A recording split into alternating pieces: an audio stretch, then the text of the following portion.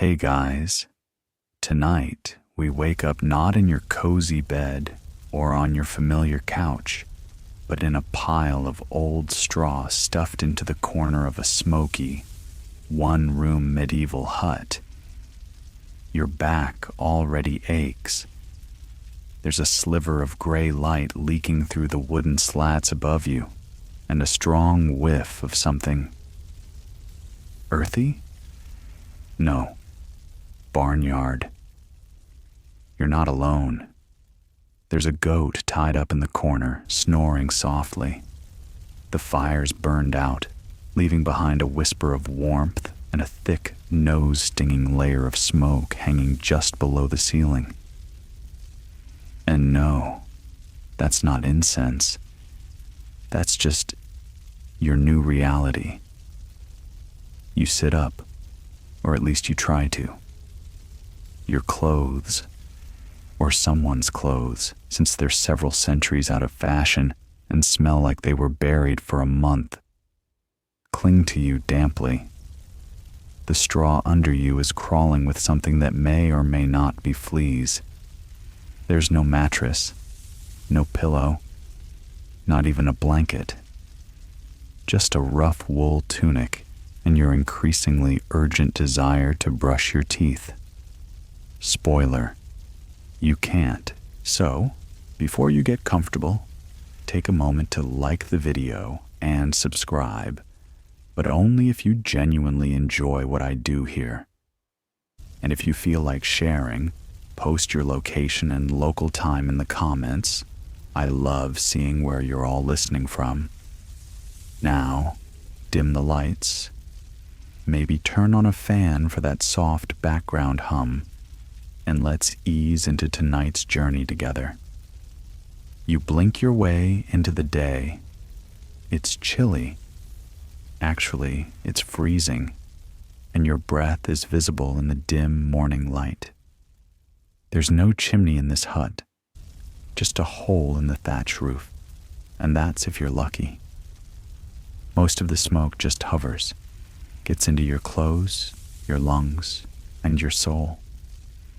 You now have permanent bacon-scented dreams.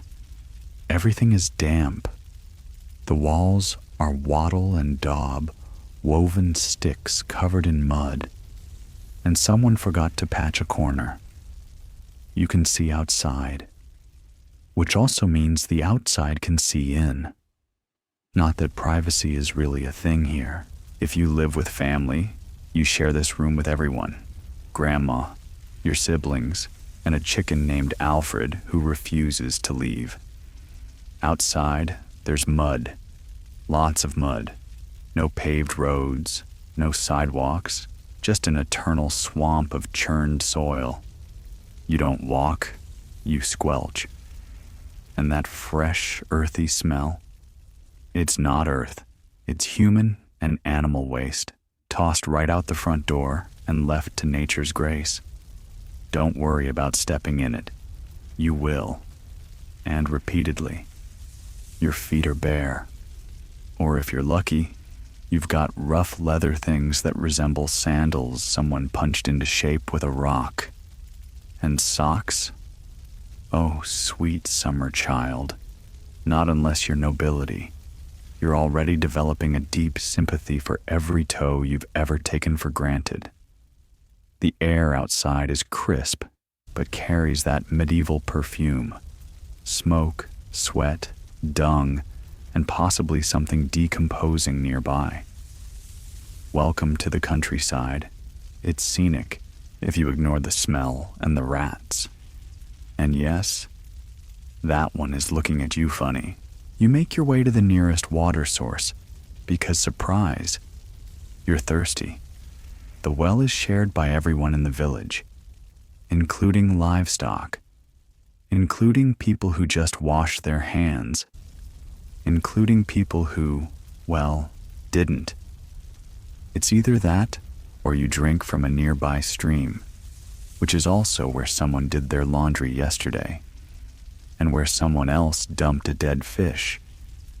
Historians still argue whether most villagers truly understood the connection between contaminated water and illness. But one thing is clear: your guts are not ready for this microbial party. One sip, and you're rolling the dice. Medieval roulette. Hope you enjoy the taste of cholera. There's no bathroom, of course. The concept of indoor plumbing hasn't happened yet. Instead, you'll use a designated corner outside, or maybe just the woods. If you're in a town, you might get to squat over a shared latrine. Just don't drop anything. There's no retrieving it. It's gone. Forever. Let it go. By now, your hands are filthy, your feet are frozen, and you're starting to question all your life choices. Not that you made any. This is just where you woke up. Time travel, maybe.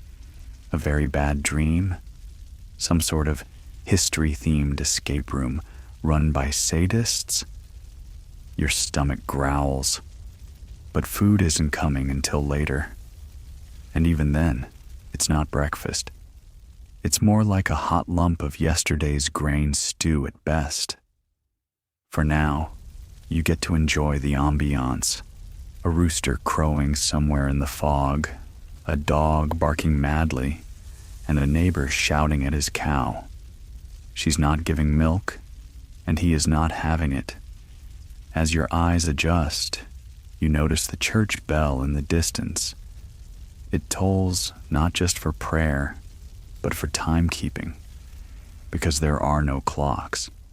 You don't even know what day it is. You're not even sure how old you are. Birth records? Those only happen if you're rich or very, very unlucky in terms of local taxation. Somewhere, a distant child is crying. Another one is throwing rocks at a goose. And that goose, frankly, is ready to throw down. You might want to go back inside. But then again, inside smells like damp feet and goat. Your new life is all about trade-offs. And just think, you haven't even made it to your first meal yet. You haven't learned how to bow to your Lord. You haven't prayed yet or washed. Not that anyone does. Or met the local herbalist who claims to cure fevers with dried batwing and mustard seed. All of that is coming. But for now, you are cold, confused, probably diseased, and standing in mud. You, my friend, are officially medieval. Your stomach is still making desperate wail noises as you trudge back toward the hut, only to find that breakfast has already been prepared. Lucky you. Sitting on a low wooden board that qualifies as a table is a cracked clay bowl filled with something beige, lukewarm, and entirely unexciting. It jiggles slightly when you poke it. That's your first meal of the day. Gruel you dip your fingers in. It's too hot for a moment, and then suddenly not hot enough. The flavor is mostly non-existent, but with a whisper of ash and a haunting memory of whatever moldy grain was scraped from the bottom of the bin. Welcome to your new relationship with food. It's not about enjoyment. It's about not dying. If you're incredibly fortunate, say you've woken up in the home of a reasonably well-fed peasant, you might get a piece of yesterday's bread, which is now roughly the texture of roof tile. You try to chew it and quickly regret it. Your teeth, unused to being tools of mortal combat, might not survive this meal. And the bad news? There's no toothpaste, no toothbrush, and definitely no dental care. In fact, you'll be lucky if you keep your molars past your 30s. Historians still argue whether medieval peasants had worse diets than urban dwellers. On one hand, Countryside folks had more consistent access to grain and maybe some eggs. On the other, they lacked the trade networks of towns, where salted fish, spices, and preserved goods were marginally more available, if you could pay. Your next bite of gruel sticks in your throat. No milk, no sugar, definitely no cinnamon.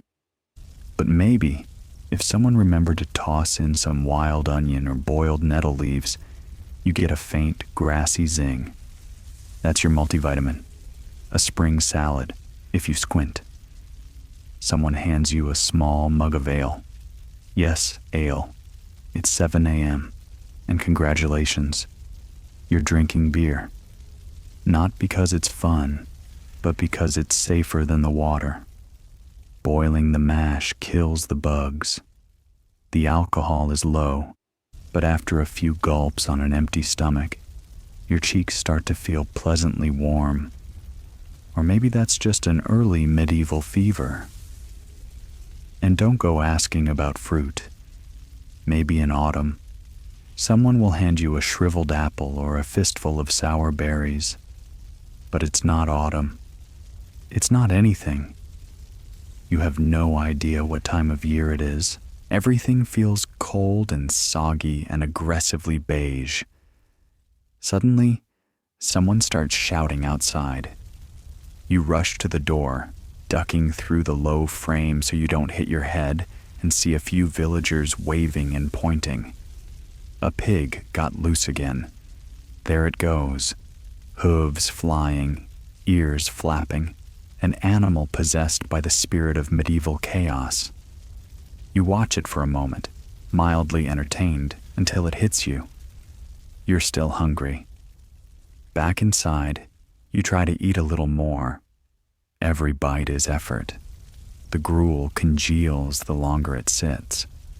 You notice a beetle has fallen into the bowl. You flick it out without comment. This is just how things are now. At least it's protein. You think back to your modern fridge. Cold drinks, fresh fruit, leftovers you complain about after 2 days. Now, you're one forgotten harvest away from scurvy. You already miss vitamin C like an old friend. Lemon water?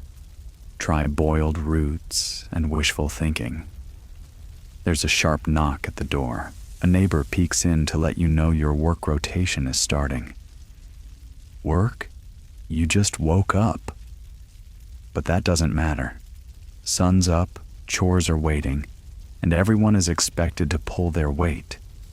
Except maybe the local priest, who mostly drinks wine and tells you to repent. You glance at the pot again, hoping maybe you missed a chunk of bacon hiding in there.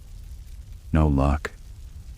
The last time this house saw bacon was probably 2 monarchs ago. Meat is reserved for feast days or the rare chicken someone's willing to part with. And when that day comes, nothing is wasted. Not the feet, not the skin, not even the bones. Soup will be made, and then soup from the soup, until it's mostly water again. If you were nobility, if you somehow woke up in a manor, you'd be eating freshly hunted game, pies filled with spiced lamb or pigeon, and bread that wasn't used to chisel stone. But you're not noble. You're a commoner, a background character in someone else's tapestry, and your meals reflect that. You hear someone nearby talking about a fast day. Oh yes, the church has rules, many in fact. On certain days, you're not allowed to eat meat at all. Fish is fine, but good luck affording it. So your choices narrow further. Cold gruel, yesterday's gruel, or God-approved barley mush. And the irony? Your body is somehow surviving on this. You feel weak, sure. You're already dreaming of bananas and peanut butter. But your medieval digestive system is adapting, if reluctantly. That bloated feeling? That's just your intestines writing angry letters to your future self. You step back outside, bowl in hand, and hand it to a child who might wash it, or might just lick it and put it back on the shelf. Hygiene isn't exactly regulated, and you haven't even thought about a napkin, because cloth is expensive and fingers work just fine. The sun's higher now, and breakfast is officially over. You're not full. You're just less hungry. There won't be another real meal until evening, if at all. You brace yourself for a long, foodless afternoon. But don't worry. You'll forget your hunger soon. You've got more pressing issues. Labor, danger, confusion, and the slow, dawning realization that medieval life doesn't care whether you're tired or traumatized. One more thing. You might want to hoard a bit of that bread crust. Not to eat, to trade. Because in the game of survival, even stale food can make you rich. You're still chewing imaginary breadcrumbs in your molars as you shuffle back inside the hut, only to be told, rather enthusiastically, that it's time to get dressed. Which is hilarious, because you're already wearing clothes. Sort of. What you've got on right now is a tunic. It's made of wool, coarse enough to exfoliate your entire body without consent. No underclothes, no socks, no concept of layering unless you're rich or it's winter. And it is winter. Which means someone tosses you an extra layer of wool. It's still damp from yesterday's snow. You throw it on anyway. Fashion is pain. Medieval fashion is wet pain. Your legs are wrapped in rough hose, which sag constantly and don't match. One is more brown than the other, but not on purpose. It's just caked with years of soil and sadness. You tighten a cord around your waist. It's not a belt. It's a scrap of fabric that doubles as a napkin, leash, and probably rope in an emergency. The shoes, if you can call them that. Wooden soles with leather straps. Your heels slip out every few steps, and they don't bend at all, so you're essentially stomping around like someone impersonating a medieval duck. Welcome to podiatric regret. Now you ask, quite reasonably, where are the undergarments? Ah, yes. Medieval underwear. It exists, technically. If you're a man, maybe you get linen brays, a sort of fabric diaper tied with strings. If you're a woman, you're lucky to get a long underdress that absorbs everything and dries never. Historians still argue whether medieval women wore any form of panties at all, or simply layered skirts and hoped for the best. You think longingly of modern elastic, waistbands that stretch, socks that hug, underwire that, while evil, at least lifts. None of that here. Your medieval body is completely at the mercy of gravity and poor tailoring. Getting dressed is a team sport too. If you're upper class, which, again, you are not, someone laces your bodice or buttons your doublet. But as a peasant, you pull and tug and curse your way into stiff layers, while half the village walks by, barely noticing your rear end hanging out. Modesty is a luxury. Everyone's seen everything. Privacy doesn't exist. You might as well wave. You finally fasten your shoes with a bit of twine and tie up your tunic again. That's it. That's your outfit for the week, maybe the month. No washing, no changes, no sock rotation. Laundry, if it happens, is done in cold water, usually in a stream with lye or ashes, and the clothes never fully dry. They're just less wet. You glance around for a mirror, but of course there isn't one. At best, you find a bit of polished metal. Your reflection stares back, grayish and foggy. You look like someone halfway through a Renaissance fair cosplay who gave up and fell in a puddle. Now comes the headwear. Most people wear something on their heads, not because of fashion, but because it helps with warmth, lice, and the eternal war against falling debris. Caps, hoods, veils, wimples, coifs. It's a whole taxonomy of scalp survival. You're handed something that might have been white once. It now smells like feet and smoked meat. You put it on without question. There's no deodorant. You know this by now. And yes, people smell. But you're all in it together. So the human nose sort of gives up. Everyone just has their own personal musk. A signature aroma, if you will. You'll have yours soon. Probably already do. You wonder if you're ready to leave the house now. Spoiler, you're not. You need something to carry things. No bags, no pockets. Not really. So you tie a small pouch to your belt, the medieval equivalent of a fanny pack. Inside, maybe a crust of bread, a knife, a coin if you're lucky, and a strange-smelling herbal charm meant to ward off bad spirits. Does it work? No, but neither do your shoes, and you're still wearing those. As you prepare to leave, someone hands you a small wooden cross or an iron charm and makes the sign of the cross. Not necessarily because you're devout, but because you're about to step into the dangerous, chaotic world outside. And frankly, divine backup can't hurt. Just before you exit, you pause and look at yourself. Lumpy tunic, patchy hose, wild hair under a sagging cap, arms full of chores and nothing even resembling a phone. You are a walking tribute to function over form. You take your first steps outside, and your shoe immediately sticks in the mud.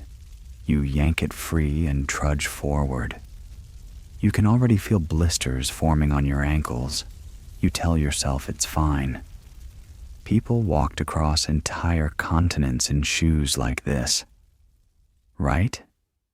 Still, as you catch your reflection in a puddle, distorted, grimy, slightly tragic, you can't help but wonder how on earth anyone managed to look dignified in the Middle Ages. The answer is, they didn't. Not unless they had servants, silk, and a full-time laundress with no sense of smell. One last thing. You know how in modern life, getting dressed can be empowering? Expressive? An act of self-care? Yeah, not here. Here, getting dressed is about survival. And maybe, if you're lucky, not freezing to death before sundown. Now that you're fully dressed in what feels like a damp wool cage, and your feet are half submerged in early morning sludge, it's time for the most dreaded medieval activity of all, working, not in the cozy, remote schedule, latte-sipping sense.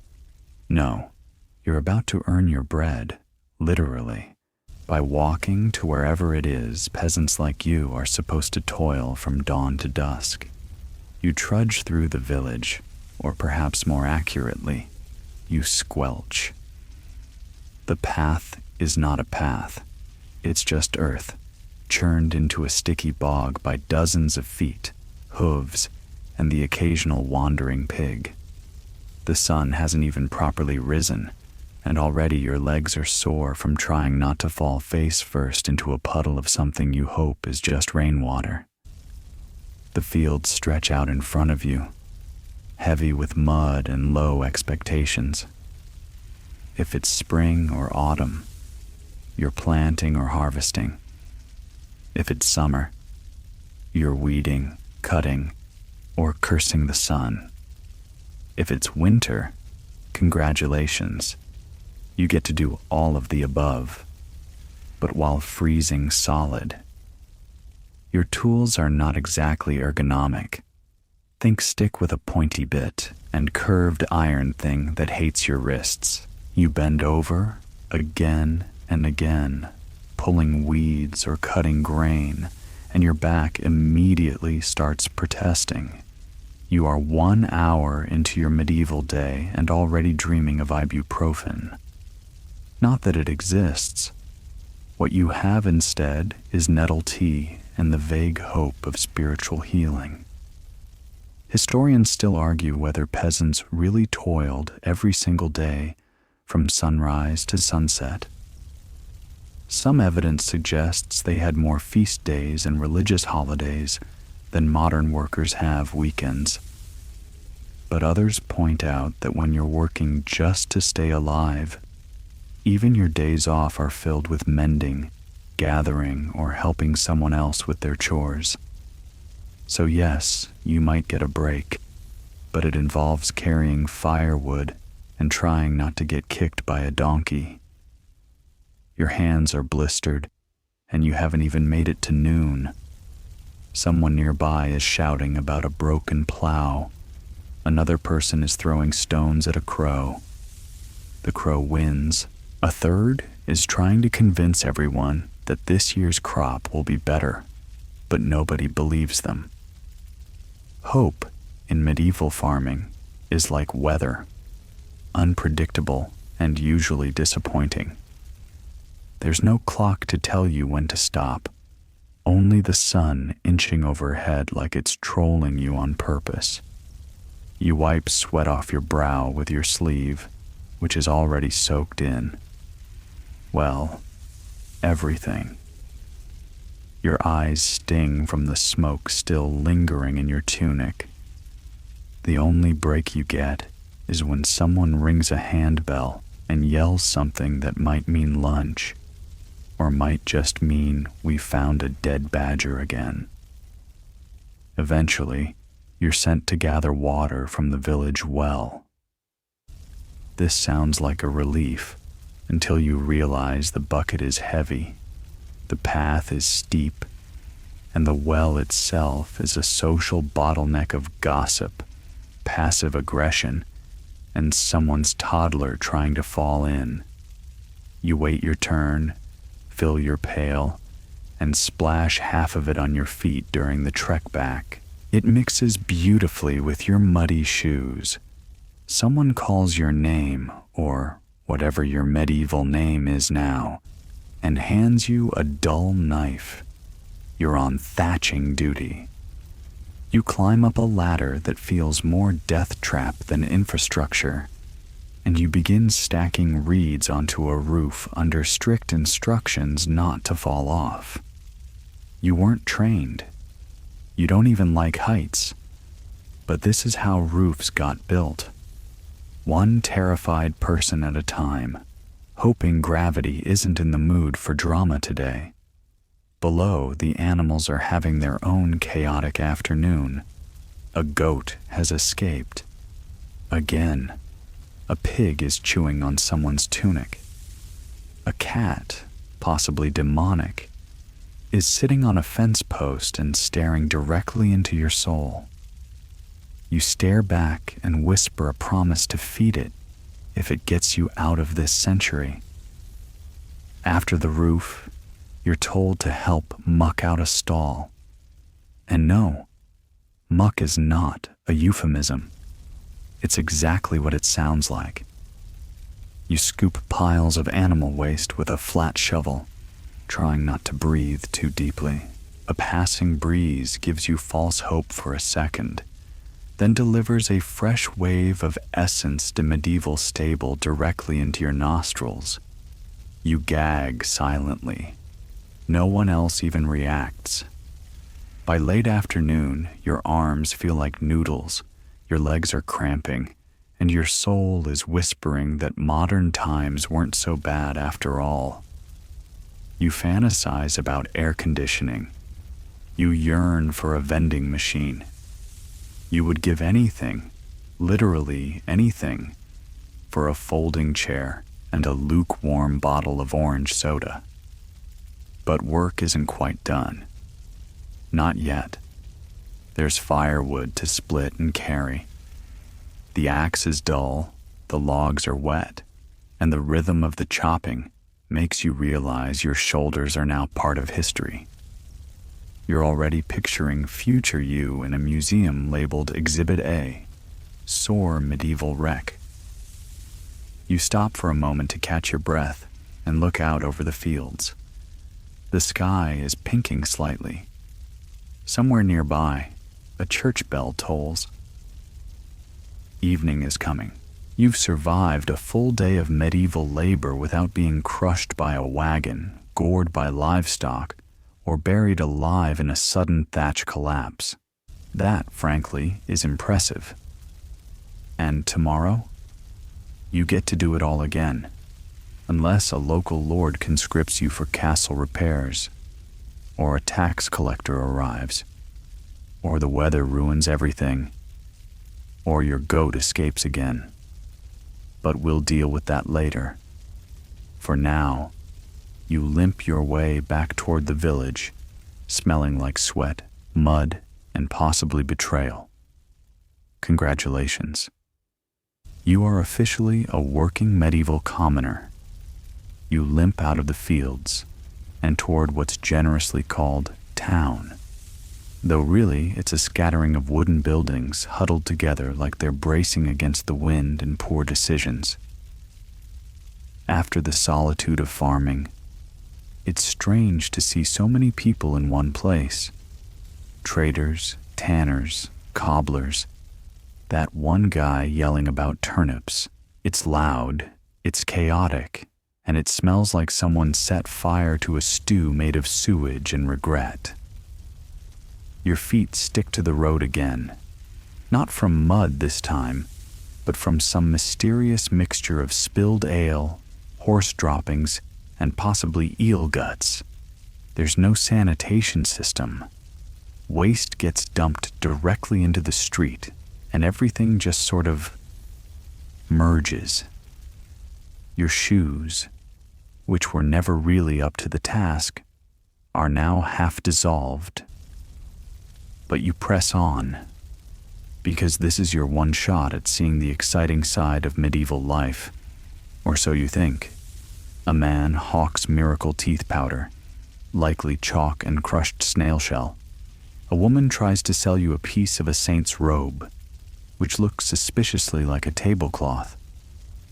Another man insists this dried frog cured his uncle's cough. You nod politely, backing away slowly, and remind yourself not to touch anything. You hear music. Sort of. It's a wheezy, out-of-tune hurdy-gurdy being played by a boy who's clearly never met rhythm. Beside him, a juggler drops his apples for the third time, but still bows dramatically like he's on tour with a royal troupe.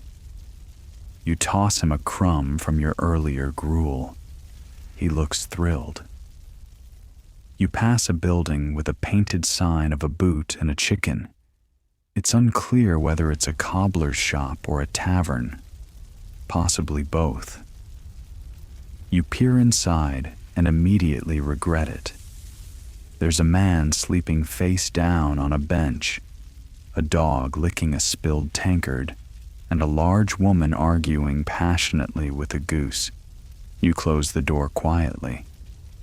Historians still argue whether medieval towns were thriving centers of culture or festering pits of filth. Realistically, they were both. You could find a brilliant goldsmith, a literate scribe, or a baker with a 10-year-old sourdough starter, and all of them probably lived next to a cesspit. You catch a whiff of something divine. Bread, freshly baked. Your legs move on their own, nose first, until you reach a small bakery. The baker, covered in flour and irritation, is pulling loaves from a wood-fired oven. They're round, dense, and likely to chip a tooth, but they smell like hope. You consider stealing one, but then notice a guard nearby with a very real sword and a very limited sense of humor. Instead, you shuffle on, stopping briefly at the market square. Stalls are loaded with cabbages, turnips, mystery meat, and fish that have been dead longer than socially acceptable. A boy is selling frogs. You ask why. He shrugs. For throwing, he says. You pass a scribe's booth, a luxury, and see him bent over parchment, scribbling a letter in Latin for a wealthy merchant who can't write his own name. You wonder briefly if you could ask him to write you a note that says, "Please return me to the 21st century." But he charges by the word, and you don't even have a coin. You finally spot a group of women at the well, gossiping in whispers that somehow carry across the square.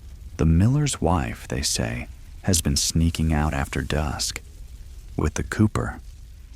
Or maybe the priest. Or maybe the cooper dressed as the priest. Scandal. You lean closer, pretending to examine a turnip, just to hear more. Suddenly, a bell rings again. Everyone flinches. It's the curfew signal, or maybe a warning. You're not sure. You look around and realize people are clearing the streets quickly. A man shouts about a plague rat spotted near the granary. Everyone speeds up. You do too. In your rush to leave, you almost trip over a beggar who sticks out a trembling hand. You fumble in your pouch and hand over a pebble, because that's all you have. He stares at it like it's a profound insult. You mumble an apology and walk faster. As you head toward the outskirts of town, you realize just how precarious everything feels. A town isn't just a place for commerce. It's a powder keg of smells, rumors, schemes, and occasional festivals that involve fire breathing and bad decisions. You didn't even mention the stocks, the wooden punishment device in the square. You saw a boy trapped in it earlier with cabbage leaves in his hair. Crime? He sneezed on the Reeves cat. A group of boys run past you yelling something about rats. You press yourself against a wall and remember that sanitation and science are centuries away from being helpful. If someone sneezes on you here, it's not bless you, it's goodbye. You pass the alehouse again. Now it's louder. Someone's singing. Badly. You hear glass break and someone yell, "That was my best onion." You take that as your cue to keep walking. Town life, you decide, is technically more exciting than farming, but only if you enjoy the constant risk of pickpocketing, dysentery, religious mobs, and sudden outbreaks of dancing mania. Yes, that was a real thing. Historians still debate whether the dancing plagues were caused by psychosis, moldy rye, or just collective despair with bonus twirling. You make your way back to the village outskirts, your head spinning from noise, your stomach still rumbling, and your socks somehow wetter than before. The town shrinks behind you, cozy and chaotic, fading into the gathering fog. Tomorrow, you'll have to return. Maybe to barter, maybe to beg, maybe to finally find out if that dried frog really does cure coughs. But for now, you're done. The town has taken your last shred of energy, and you need a nap, a bath, and possibly a tetanus shot. You're barely halfway back to the village when you hear the church bells again. Deep, slow, resonant, like someone hitting a giant iron pot with divine authority. It echoes over the fields, through the streets, and directly into your bones. You're not sure what it means this time. Is it evening prayer? A saint's day? Someone's funeral? Honestly, it could be all three. You ask a passing woman, and she just crosses herself and hurries on. That seems to be the default medieval response to most things. Pray first. Ask questions never. Soon enough, you see the church looming ahead. It's not quite the grand Gothic cathedral your mind might have conjured. This one's squat, gray, and made of rough stone. More like a fortified barn with aspirations. Still, it's the biggest, cleanest building in the area, and you feel the pull toward it, not because you're particularly religious, but because in medieval times, everyone is. Or else. Inside, the air is cooler and smells faintly of candle wax, damp stone, and a bit of incense, probably to cover the damp stone.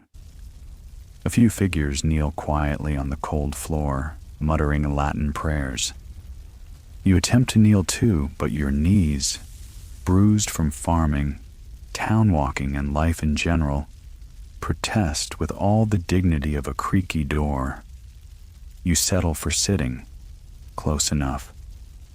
The priest, draped in heavy robes that have likely seen better centuries, begins to chant. You understand none of it, but everyone else seems to know the drill. Cross this, bow that, mumble here, stand up, sit down, pray like your life depends on it. Because honestly, it kind of does. Religion isn't a gentle Sunday morning affair here. It's a full-body contract with the Almighty, enforced by the church and backed by the local lord.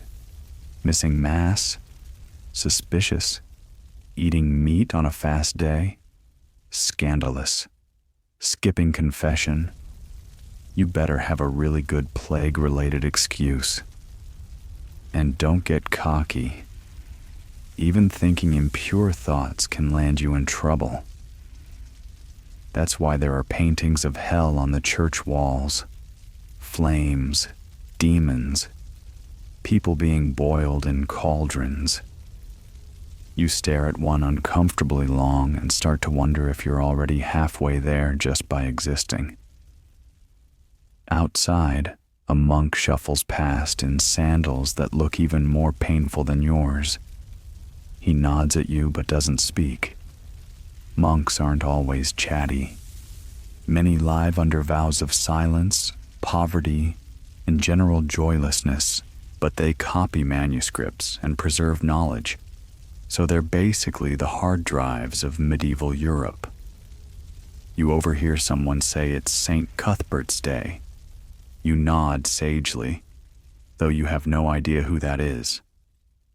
Some saints are local, some are obscure, some were probably invented just to justify more feast days, which, to be fair, are the medieval version of paid holidays, except you spend them fasting, praying, and listening to sermons about how you're definitely not worthy. You exit the church and find yourself face to face with a procession, people carrying relics, a finger bone in a gold box maybe, or a splinter of the true cross, are parading slowly through the village. Everyone bows, crosses themselves, and tries not to blink. The man beside you whispers that relics have healing powers. The woman on your other side whispers that it's just a pig bone. Historians still argue whether most relics were genuine or just medieval Etsy scams with better marketing. The procession passes, and you're left in its wake, covered in a light dusting of incense ash and confusion. A child tugs your sleeve and hands you a scrap of parchment with a prayer on it. You thank them and wonder where they learned to write. then you remember. Probably the church. Education here is basically religious boot camp with a quill. The sun is setting now, casting long shadows from the church tower. A few villagers gather to light candles and murmur quiet blessings. You do the same, because frankly, if there is a divine power watching this mess unfold, you want it on your side. And if lighting a candle helps your chances of surviving the week, you'll light too. You make your way back toward the hut, passing a wayside shrine with a crude wooden carving of the Virgin Mary. Someone's left flowers, someone else left half a turnip. You consider leaving the beetle you found in your gruel bowl this morning, but that feels a bit too sarcastic, even for you. As you walk, you think about how much power the church has here, not just over people's beliefs, but their daily lives. It controls what you can eat, when you can work, who you can marry, and sometimes whether you can even be buried in town. The local priest may be your only connection to the written word, medicine, law, and occasionally wine. He is both shepherd and gatekeeper. You also recall that some church officials, especially the higher-ups, are not exactly saints. Stories float around about bishops who own more land than the king and abbots who dine better than half the nobility. But you don't say that out loud. Heresy isn't just frowned upon, it's punishable. Sometimes with fire, sometimes with involuntary sabbatical in the woods. As you reach your hut, the bells toll again. Final prayers. You whisper something vague and hopeful toward the heavens and duck inside. Religion, you decide, is a full-time job in the Middle Ages, and even when you're not clocked in, it's always watching. You remove your cap, kneel awkwardly beside the straw pile that passes for your bed, and say a quick prayer of your own. Mostly that you survive tomorrow. You barely have time to lower yourself onto the straw before a strange ache creeps up your back, a reminder that medieval life is not ergonomic. You groan, stretch, and then promptly sneeze as a puff of ancient dust erupts from your bedding. There's no time to rest, though. Your nose is running. Your head aches, and your throat feels like it's been sandpapered. Congratulations, you're getting sick. At first, you hope it's just a chill, maybe from the icy wind or the questionable stream water you drank earlier. But soon, your nose is on fire, and your joints feel like they've been individually cursed. You try to ask someone what to do, but the local advice is a charming mix of sweat it out and rub goose fat on your chest. You're starting to miss modern healthcare with a fervent spiritual passion. Eventually, someone suggests you visit the local barber surgeon. You blink. You're not due for a haircut, and surgery sounds dramatic. But here in the Middle Ages, the two go together. You find the man, greasy apron, slightly wild eyes, and a knife that looks suspiciously like a kitchen tool. He smiles warmly and offers to examine you. You try not to flee. He asks if your urine is cloudy and if your humors feel out of balance. You have no idea what that means. He nods knowingly and recommends bloodletting. You look at your arm. He looks at your arm. You both understand this is going to hurt. Historians still argue whether bloodletting ever had any medical value, but it was the go-to solution for just about everything in this era. Fevers, headaches, Bad dreams, a poor harvest. He pulls out a curved knife and a bowl. You start sweating before the cut is even made. The slice is quick, the bowl is shallow, and the barber surgeon hums as if he's watering plants, not draining a terrified time traveler. The bleeding stops eventually, with a wad of linen pressed to your arm and a thick smear of honey, because antiseptic is a word from the future. For your cough, he suggests a tincture of garlic, vinegar, and dried frog skin. You gag politely.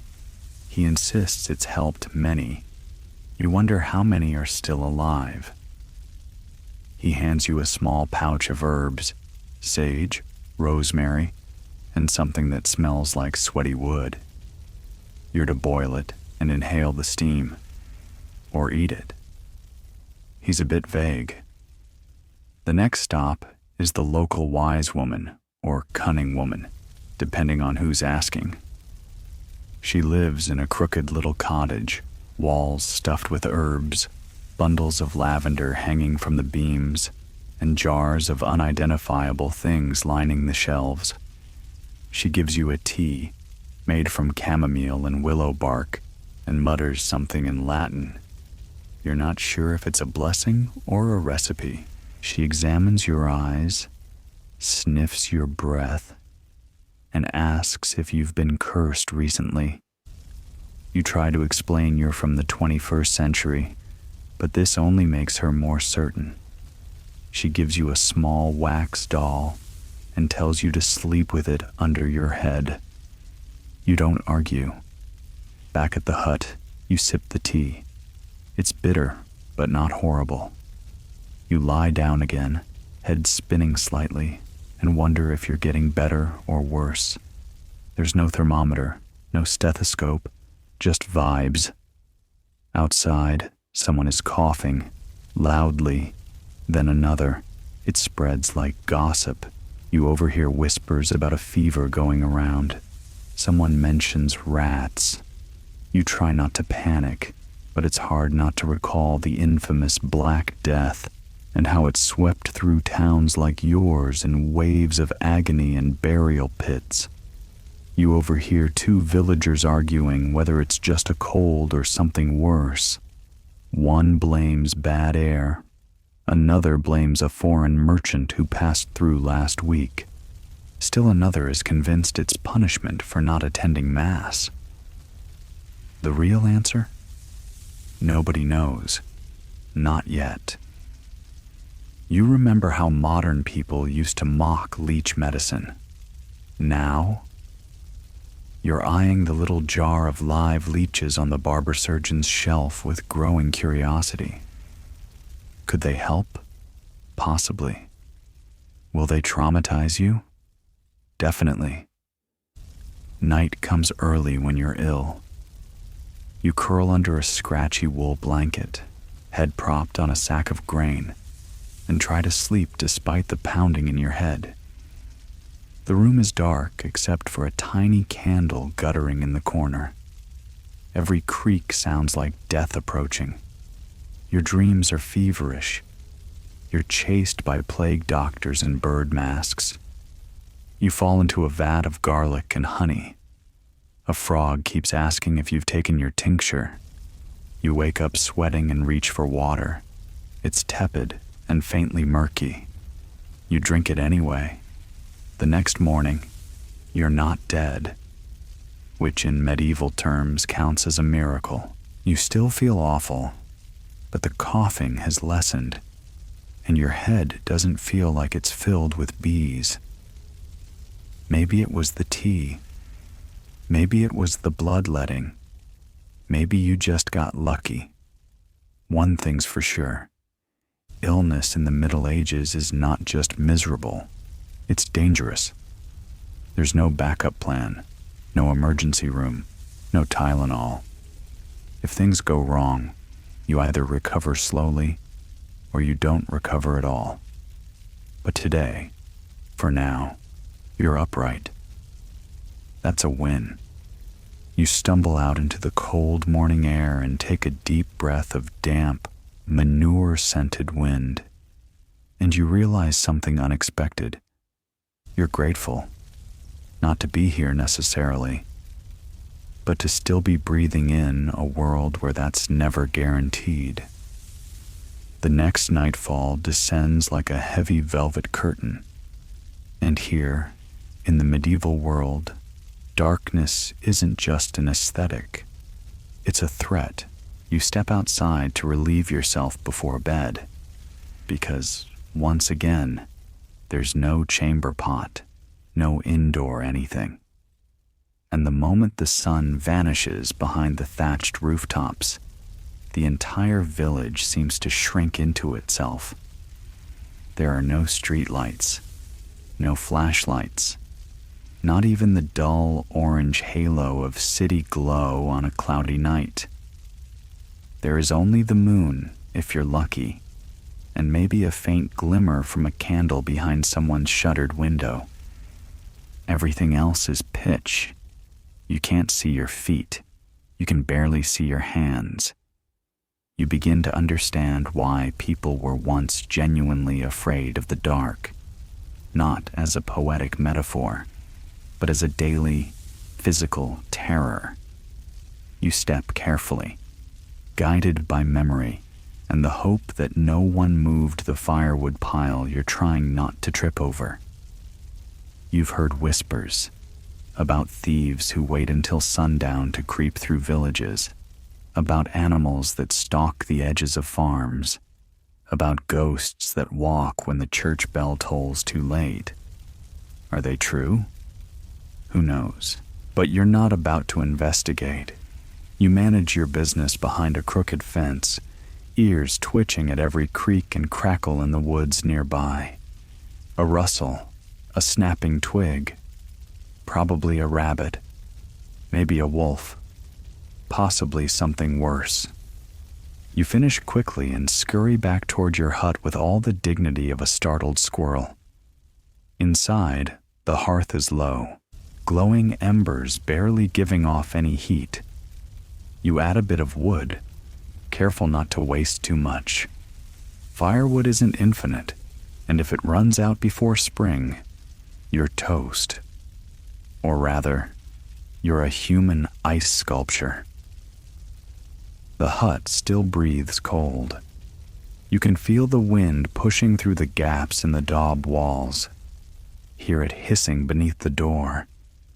You wrap yourself in your cloak, coarse wool, slightly itchy, faintly smelling of onions, and settle into the straw.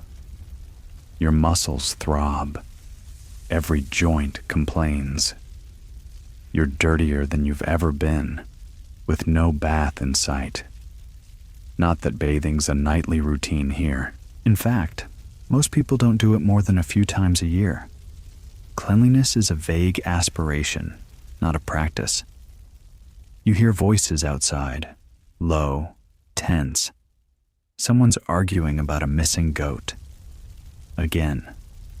You stay quiet, eyes wide open in the dark. You don't want to be noticed. Being noticed at night never ends well. There's no police force. The town guard, if it exists, is probably drunk or asleep or both. If someone breaks into your home, you're on your own. Your door is a wooden slab held shut with a peg. You might as well hang a sign that says, "Please knock before pillaging." Historians still argue how common violent crime was in medieval villages, but what's clear is that when it did happen, justice was slow, public, and usually terrifying. Trial by ordeal, stocks, fines you can't afford, accusations that stick whether or not they're true. And don't forget the occasional witch hunt, especially if you're a little too quiet, or your neighbor doesn't like your soup. Eventually, the noise outside fades. You shift in your nest of straw and animal hide, trying to find a position where your spine doesn't feel like it's in open rebellion.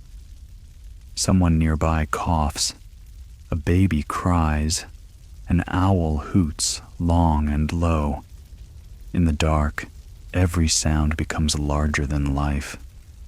Your heart kicks every time the wind rattles the door. And then there's the rats. Yes, rats. You hear them scratching somewhere above you or maybe under you. They're not shy. They live in the thatch, in the floor, under the hearth. One scampers across a beam. You flinch. It flinches. You have a silent moment of mutual loathing. If you're lucky, tonight you'll just be visited by rats. If you're unlucky, it'll be fleas, or bed bugs, or lice, or all of them, tag-teaming your scalp and toes like it's a pestilential wrestling match. Still awake, you remember the town gossip about a man who vanished last week. Some say he ran away. Others say he was taken. No one wants to talk about it too loudly. You pull your cloak tighter. But not everything about night is bad. You hear the low hum of crickets, the rustle of trees, the occasional soft hoot of a barn owl patrolling the fields. There's something oddly peaceful about the stillness. Once your heart stops trying to escape your chest. And now, with nothing left to do, your mind starts to wander. You think about what would happen if you stayed here. If you really lived this way, you'd age faster, you'd lose teeth, you'd build calluses, you'd forget the exact date, maybe even your own birthday. But you'd also start to learn things your modern life never required. Which mushrooms are edible, how to read the sky, when to plant beans and when to bury a fish under them, how to keep warm with one fire and 8 people. You'd change. Eventually, your eyes grow heavy. Your body, worn to the bone, starts to give in. You shift one last time, scratching at something in your sleeve that may or may not have legs, and you let yourself sink into sleep. And just as you're drifting off, the wind outside picks up. A creak, a scratch, a whisper of something too deliberate to be random. You hold your breath. But nothing comes. Not tonight. Just rats, wind, and the moon. And the knowledge that in this world, every night you survive is a small, quiet miracle. By the time the rooster screams you back into consciousness, your joints are stiff, your mouth tastes like stale hay, and your entire body is curled around a single deep wish that this was all a dream. But no, you're still here, still medieval, and your nose is still full of smoke and rat droppings. The fire's gone out. The hut is cold. The straw under you has somehow gotten even lumpier. You sit up slowly, every bone protesting. You sniff your tunic. It smells like every regrettable moment of the past week. Your hair feels matted, your eyes sting, and your feet still wet. How is that even possible? You shuffle outside. The village looks the same as yesterday, muddy, gray, sleepy. But something's shifted. You've been here long enough to start recognizing faces. That man with the crooked tooth always glares at the geese. The old woman with one eye keeps talking to her turnips. The barefoot child chasing the chicken? You've dodged him before. You've survived several days now, and while your muscles still ache and your brain screams for modern comforts, something like a rhythm has crept in. Wake, eat, barely, work, until your soul flickers, huddle by the fire, try not to die. Repeat. You wander into the field again, But this time you know how to tie your hose so they don't fall down every 5 minutes. You nod at the oxen. You swing the scythe with slightly less self-endangerment. You don't fall in the latrine. Growth. Someone offers you a bit of dried apple. You nearly cry. It's chewy, tart, and utterly glorious. You realize how much your palate has adjusted. You used to complain about soggy cereal. Now you would sell your socks for one crunchy oat. At midday, a traveling friar arrives, dusty, tired, full of stories. He preaches about the coming end of days, sells a few indulgences, and starts a minor panic about comets. Half the village is convinced the sky is angry. You nod gravely, pretending you didn't ace astronomy in high school. Later, during your brief rest, a stranger from another village passes through. He has different clothes, different words, even a different accent. He tells you that over the next hill, there's been a wolf sighting.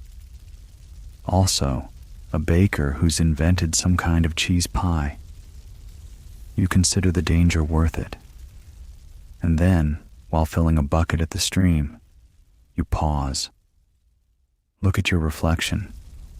You don't look like you. Not entirely. Your cheeks are sunburnt. Your hands are rough.